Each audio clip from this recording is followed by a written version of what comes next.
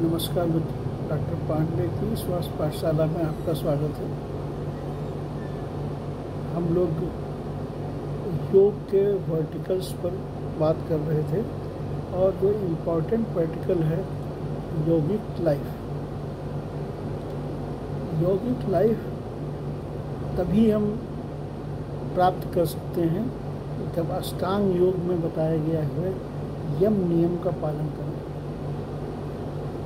अधिकतर आप लोगों ने देखा होगा जो योग से रिलेटेड लोग हैं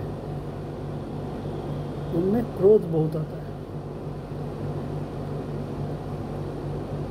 जो पहुँचे हुए योगी हैं वो उनमें क्रोध नहीं आता, क्योंकि उन्होंने अपने जीवन में यम नियम दोनों का पालन किया है। और अष्टांग योग का यम नियम दोनों जो ऐसे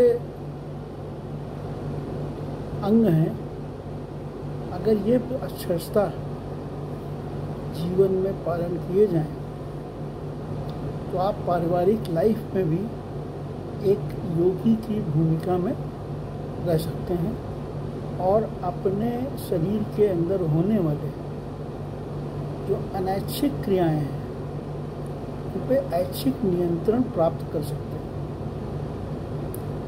अनैच्छिक क्रियाएं ये हैं, जैसे आपकी ब्रीदिंग है। ब्रीदिंग वॉलंटरीली भी होती है, ऐच्छिक भी होती है और अनैच्छिक भी होती है। जब आप किसी को काम को ध्यानपूर्वक कर रहे होते हैं तो आपकी ब्रीदिंग नॉर्मल रहती है, या बहुत का ज़्यादा कंसंट्रेटेड जब होते हैं तो ब्रीदिंग उसमें रुक जाती है।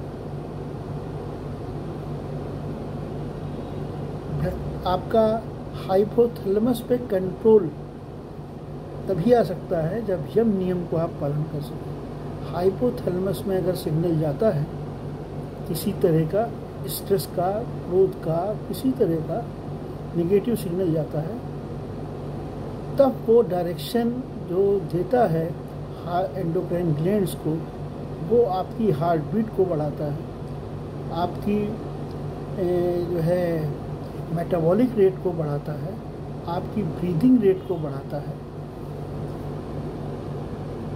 उससे क्या होता है कि बहुत सारी एनर्जी आपकी यूज़ होती है और मेटाबॉलिक प्रोसेस में फ्री रेडिकल्स निकलते हैं। अब फ्री रेडिकल को काउंटर करने के लिए हमारे शरीर में बफर्स होते हैं, लेकिन बेस्ट बाहर से जब उनकी कैपेसिटी से बाहर हो जाता है तब उनको आपको योगिक डाइट की ज़रूरत होती है। इसमें फल हैं, अंकुरित अनाज हैं, तो ये बहुत ज़रूरी है योगिक लाइफ के लिए यम नियम का पालन किया जाए। अगले एपिसोड में हम आप लोगों को बताएंगे कि इसमें और क्या क्या चीज़ें की जा सकती हैं। धन्यवाद।